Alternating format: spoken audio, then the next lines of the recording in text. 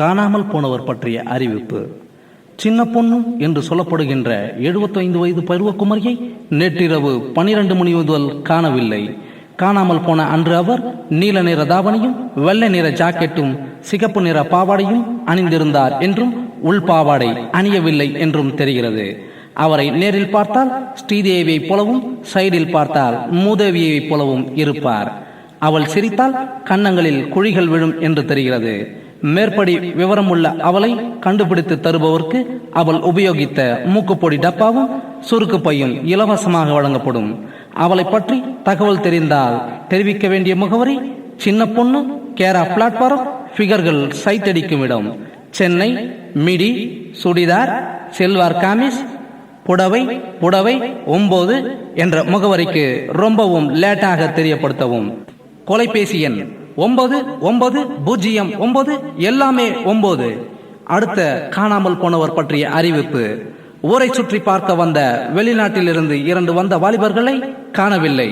அவர்கள் பெயர் சீனாலோ ஹோயாலோ, மற்றொருவரின் பெயர் ஐயோ ஹயாலோ என்பதாகும். அவர்கள் வெள்ளையாகவும் சற்று நொல்லையாகவும் நமக்கெல்லாம் தொல்லையாகவும் இருப்பார்கள் என்று தெரிகிறது. நேற்று அவர்கள் மெரினா பீச் பக்கம் சென்றதாகவும் அவர்களுக்கு ஊரை சுற்றி காண்பிப்பதாக சொல்லி ஒருவர் கடலிலே கட்டுமரத்திலே அழைத்து சென்றதாகவும் தெரிகிறது. அழைத்து சென்றவர் கையிலே தடியும் பையிலே வெடியும் 1.5 முழ கோவணமும் அணிந்திருந்தார் என்றும் தெரிகிறது.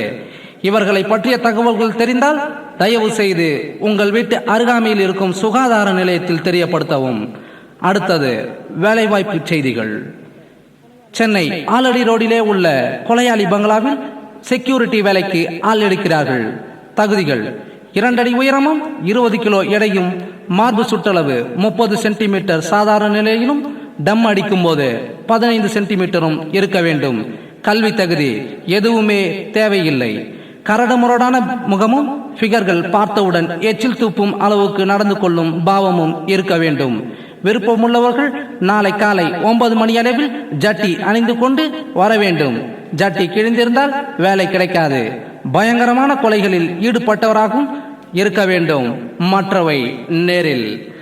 அடுத்த வேலைவாய்ப்பு செய்தி.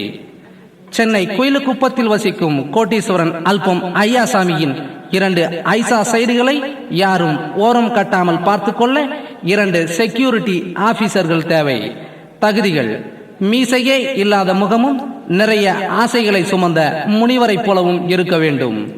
சைடுகளை கண்டால் ஜொல்லுவிட்டே சாகிறவர்கள் போலவும் இருக்க வேண்டும். இவர்களுக்கு துணியே தேவையில்லை.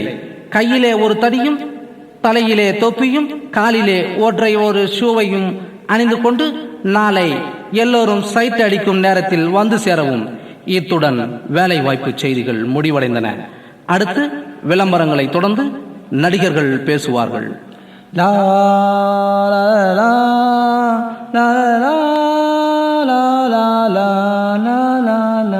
மிஸ் மீனா, உங்க மென்மையான மேனிக்கு நீங்க எந்த சோப்பை உபயோகிக்கிறீர்கள்? சபீனாவா?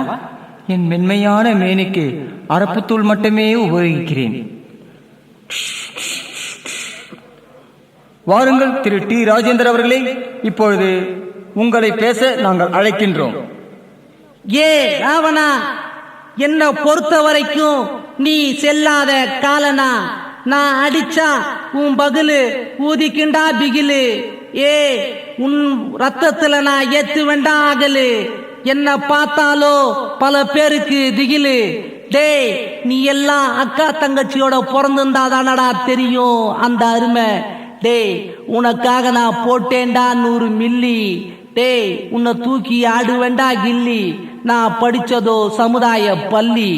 இப்போ நீ போய் நில்லுடா தள்ளி. இனிமே நீ பொறுக்குவடா சொல்லி. டேய், என் பொண்டாட்டியை ஒழுங்கா கொண்டு வந்து விட்டுடுறா. ராவணா, செல்லாத காலனா.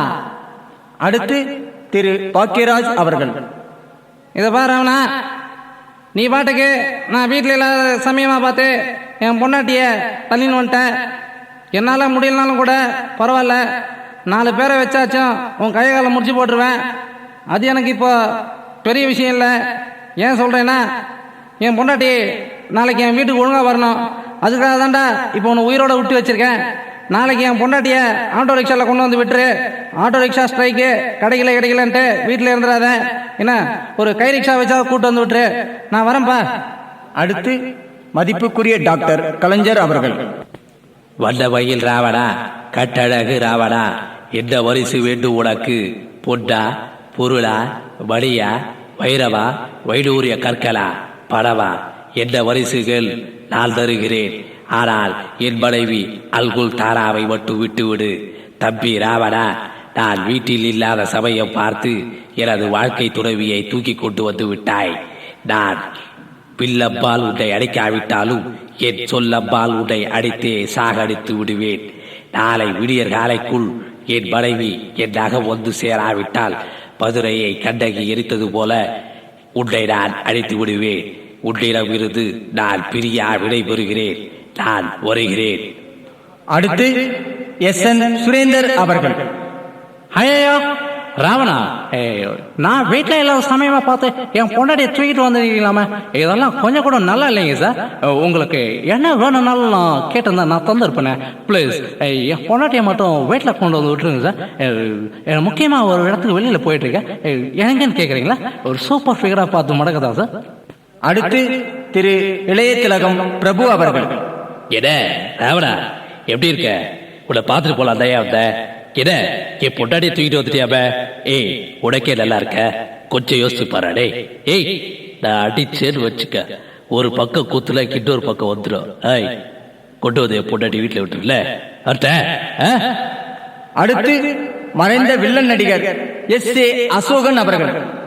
ராவணா, நான் நினைச்சேடா ஓ குடும்பத்தையே குண்டோட கைலாசம் அனுப்பி வச்சிடுவேன்.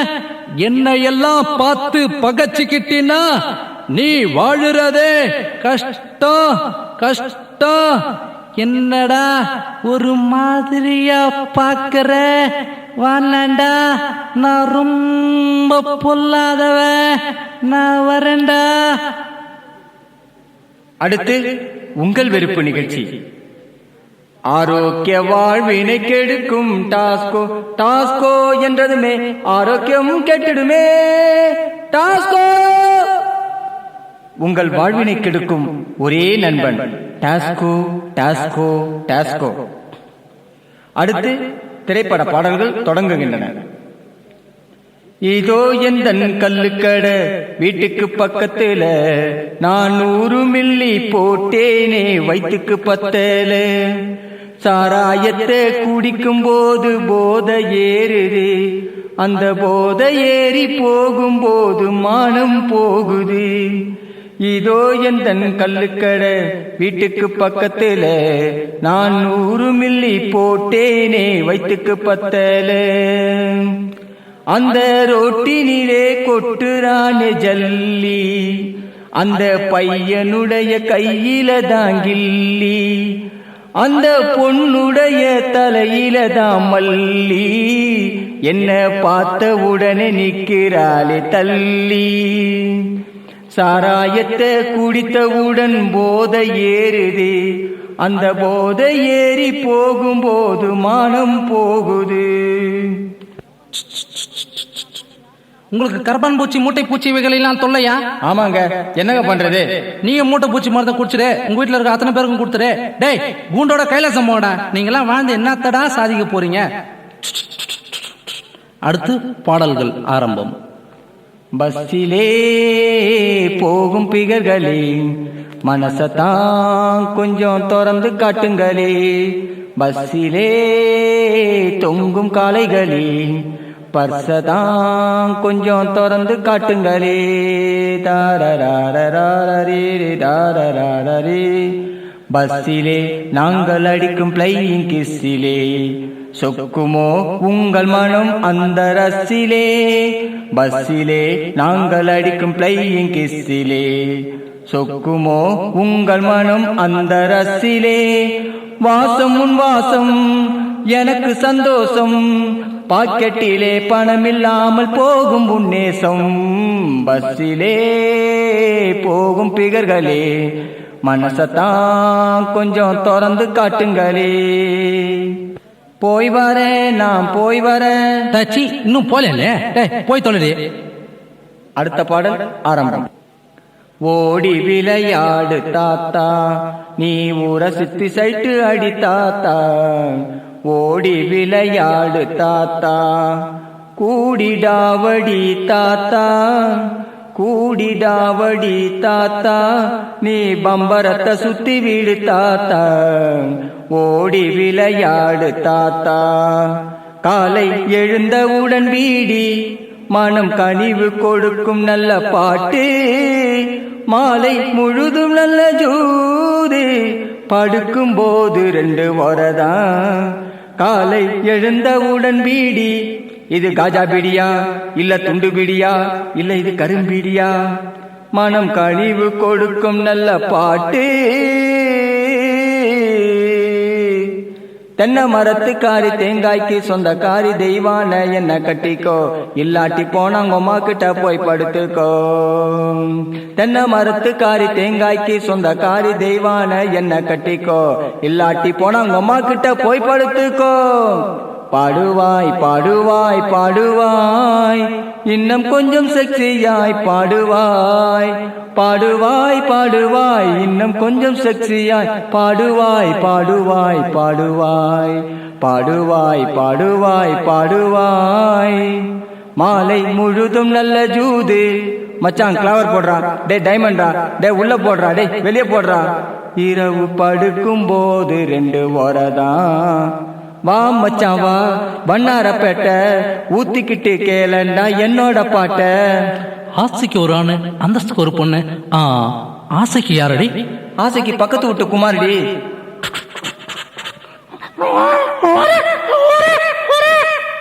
காது கொடுத்து கேட்டேன், ஆஹா ஒர ஒரன்னு சத்தம். என் மனைவிக்கு இது ஆகாது, என் குழந்தைக்கு தான் ஆகும். காது கொடுத்து கேட்டேன், ஆஹா ஒர ஒரன்னு சத்தம். என் மனைவிக்கு இது ஆகாது, என் குழந்தைக்கு தான் ஆகும். ஓராம் மாசம் உடம்பெல்லாம் சிலு சிலுக்கும். ஈராம் மாசம் நரம்பெல்லாம் முறுக்கும். 3ஆம் மாசம் ரத்தமெல்லாம் கொதிக்கும். 4ஆம் மாசம் சண்டை போட சொல்லும். 5ஆம் மாசம் ரத்தம் சுண்டி போகும். நரம்பெல்லாம் அடங்கி போகும். 6ஆம் மாசம் கிருஷ்ணாம்பேட்டை சுடுகாட்டுக்கு பூ பூ பூ. கோவிந்தா கோவிந்தா கோவிந்தா கோவிந்தா கோவிந்தா கோவிந்தா.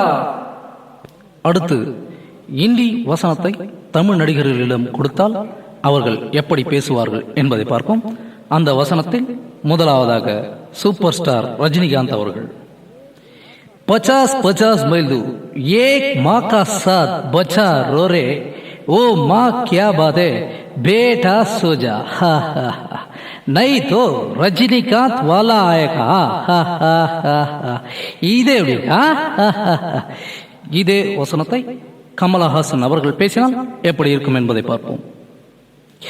50-50 मील दूर एक माँ का साथ बच्चा रो रहे, ओ माँ क्या बात है बेटा सो जा, नहीं तो கமலஹாசன் வாயிலா ஆயகா.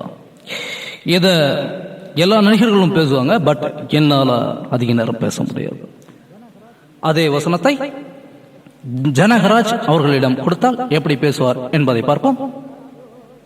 50-50 मील दूर एक माँ का साथ बच्चा रो रे, वो माँ क्या बात है நாங்கடா பாத்துக்கிட்டேன்னு என்னவா சொல்லுகிறீங்க?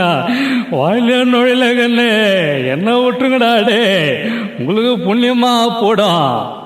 அதே வசனத்தை எம்.ஆர். ராதா அவர்கள் பேசினால் 50-50 मील दूर एक माँ का साथ बच्चा रो रे,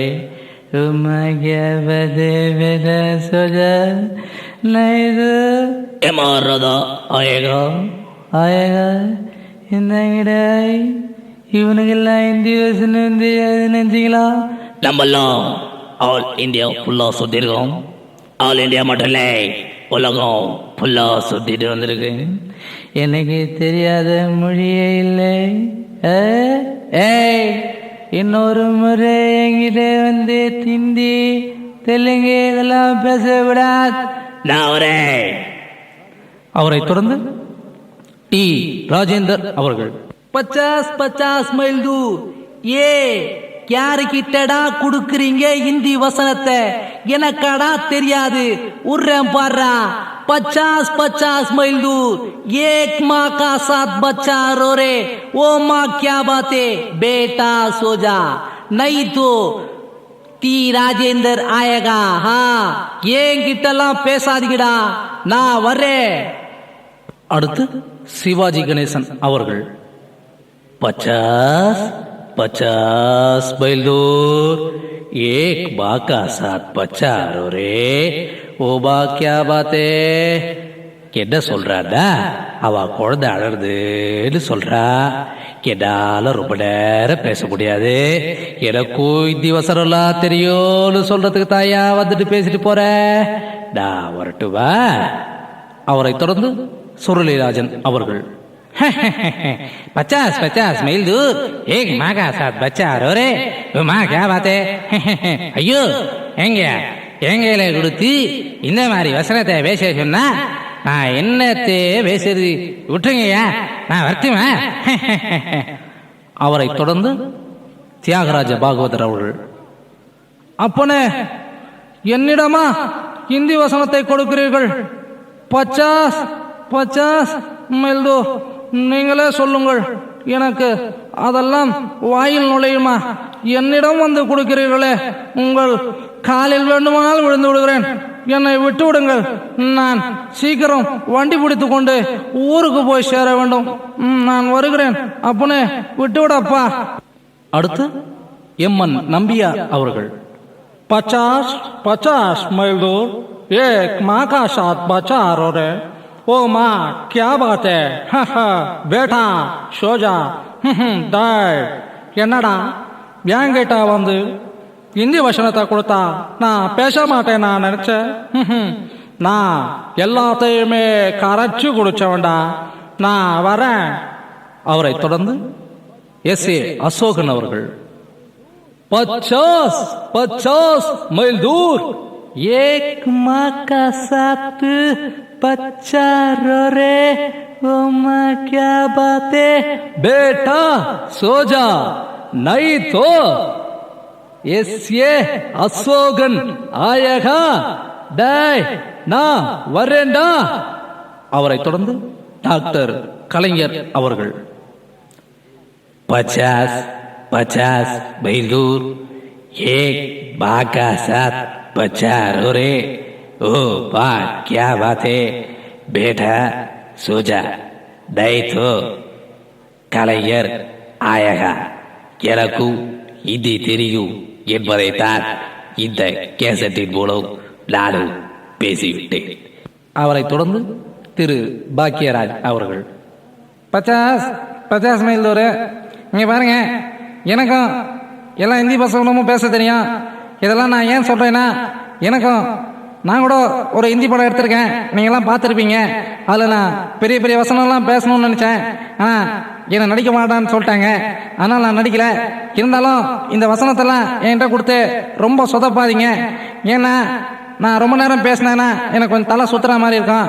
இருந்தாலும் நீங்கள்லாம் ஆசைப்படுறீங்க, பேசிடுறேன். 50 மைல் दूर एक माँ का साथ बच्चा रो रे. ஐயோ, என்னங்க, எனக்கு கொஞ்சம் தலை சுத்துற மாதிரி இருக்கு, நான் வரேங்க. இதுவரை எங்களுடைய பலகுரல் பல்சுவை நிகழ்ச்சியை கேட்டு ரசித்த உங்களுக்கும் இந்த கேசட் மூலம் எங்களை உங்களுக்கு அறிமுகப்படுத்திய கீதாஞ்சலி கேசட் நிறுவனத்தாருக்கும் எங்களுடைய பணிவான நன்றியை தெரிவித்துக் கொண்டு உங்களிடமிருந்து விடை பெறுவது ஜாலி பிரதர்ஸ்.